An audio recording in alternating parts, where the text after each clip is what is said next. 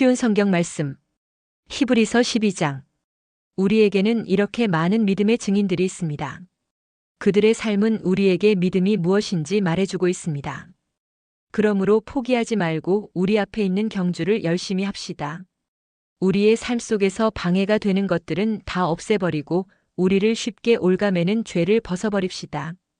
우리 믿음의 시작이며 또 믿음을 완전하게 하시는 주님만을 바라봅시다. 예수님께서는 십자가에서 돌아가실 때 아무것도 아닌 것처럼 모든 부끄러움을 참아내셨습니다. 예수님께서는 하나님께서 예비해 두신 기쁨을 기대하셨기 때문에 그렇게 하실 수 있었던 것입니다. 이제 그분은 하나님 보좌의 오른편에 앉아 계십니다. 예수님을 생각하십시오. 예수님께서는 죄인들이 그를 미워해서 악한 일을 할 때에도 묵묵히 참으셨습니다. 지칠 때라도 낙심하지 말고 예수님의 본을 따르기 바랍니다. 여러분은 죄에 맞서 싸우고 있지만 아직 죽을 정도까지 싸워보지는 않았습니다. 여러분은 하나님께서 그의 아들을 격려하듯이 말씀해 주신 것을 잊었습니까? 내 아들아, 주의 훈계를 가볍게 여기지 말고 주님께서 너를 꾸짖으실 때 낙심하지 마라.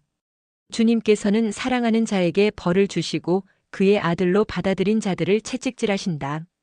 따라서 여러분이 받는 고난을 아버지의 훈계로 알고 견디십시오.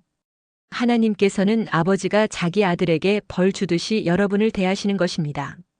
아들을 훈계하지 않는 아버지는 어디에도 없습니다. 아들이면 훈계를 받게 마련입니다. 만일 여러분에게 아무 훈계가 없다면 여러분은 사생아이며 참아들이 아닙니다. 우리는 이 땅에서 모두 육체의 아버지가 있습니다. 그 아버지가 우리를 훈계한다 해도 공경하는데 하물며 영의 아버지의 훈계를 받아들여야 하는 것은 말할 필요도 없지 않습니까? 그렇게 할 때 우리는 생명을 받게 되는 것입니다. 이 땅에서의 아버지는 그들이 가장 좋다고 생각하는 대로 우리를 벌합니다. 그러나 하나님께서는 우리가 그분의 거룩하심을 닮게 하기 위해 벌하십니다. 훈계를 받는 바로 그때에는 즐거움이 없고 고통스럽습니다. 그러나 후에 그 훈계 때문에 더 나은 사람이 된다면 우리에게 평안이 있을 것입니다.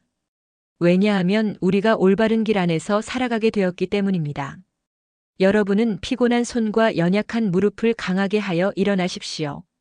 올바른 길을 가십시오. 그러면 다리 저는 사람이 절뚝거리지 않고 고침을 받게 될 것입니다. 모든 사람과 사이좋게 지내며 거룩하게 사십시오. 만일 삶이 거룩하지 못하다면 결코 주님을 만나지 못할 것입니다. 아무도 하나님의 은혜를 놓치지 않도록 주의하시기 바랍니다. 여러분 가운데 쓴 뿌리와 같은 사람들이 생겨나지 못하게 하십시오. 그런 사람은 많은 사람을 괴롭히거나 더럽힙니다. 성적인 죄를 범하지 말며 에서처럼 하나님을 생각지 않는 사람이 없도록 하십시오. 에서는 맏아들로서 아버지의 모든 것을 다 받을 수 있었지만 한 그릇에 먹을 것을 위하여 맏아들의 특권을 팔고 말았습니다. 여러분도 알다시피 에서는 그 후에 아버지의 축복을 받기 위해 울면서 부탁했지만 거절당했으며 회개할 기회를 얻지 못했습니다. 여러분이 도착할 곳은 손으로 만질 수 있거나 불이 타오르는 산도 아니고 어두움과 슬픔과 폭풍이 일어나는 산도 아닙니다. 또한 나팔 소리와 음성이 들려오는 산도 아닙니다. 이스라엘 백성이 산에서 들려오는 음성을 들었을 때 그들은 더 이상 하나님께서 말씀하시지 않도록 부탁했습니다. 그들은 누구든지 심지어 짐승이라도 이 산에 닿으면 돌로 쳐서 죽임을 당할 것이다라는 하나님의 명령을 감당할 수 없었습니다. 그 광경이 너무나 무서워 모세조차도 두렵고 떨린다고 말하였습니다.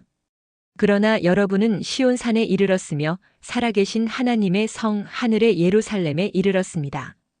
이곳은 수많은 천사들이 기뻐하며 함께 모여 있는 곳입니다. 또 하늘에 이름이 기록된 맏아들의 모임이 열리는 곳이며 모든 사람의 심판자이신 하나님께서 계신 곳입니다. 그리고 완전하게 된 의인들의 영혼이 거하는 곳이기도 합니다. 여러분은 그의 백성들에게 하나님의 새 언약을 가져다 주신 예수님께서 계신 곳에 왔습니다. 여러분은 아벨의 피보다 더 나은 소식을 전해준 그리스도의 피에 가까이 나아온 것입니다. 여러분은 하나님께서 말씀하실 때 거역하지 마십시오. 옛 선조들은 땅에서 모세를 통해 경고를 받고도 순종하지 않다가 벌을 받았습니다. 이제는 하나님께서 하늘로부터 우리에게 경고하시는데 우리가 그 말씀을 듣지 않는다면 어떻게 되겠습니까? 예전에는 그 소리가 땅을 흔들었지만 이제는 땅뿐만 아니라 하늘까지도 다시 한번 흔들어 놓겠다고 하나님께서 약속하셨습니다.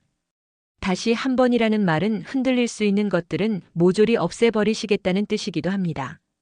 이것은 흔들리지 않는 것들만을 남기려는 것입니다. 우리가 흔들리지 않는 나라를 가졌으니 감사드립시다. 하나님을 기쁘시게 하며 경건함과 두려움으로 그분께 예배드립시다. 우리 하나님은 모든 것을 태워버리는 불과 같은 분이십니다.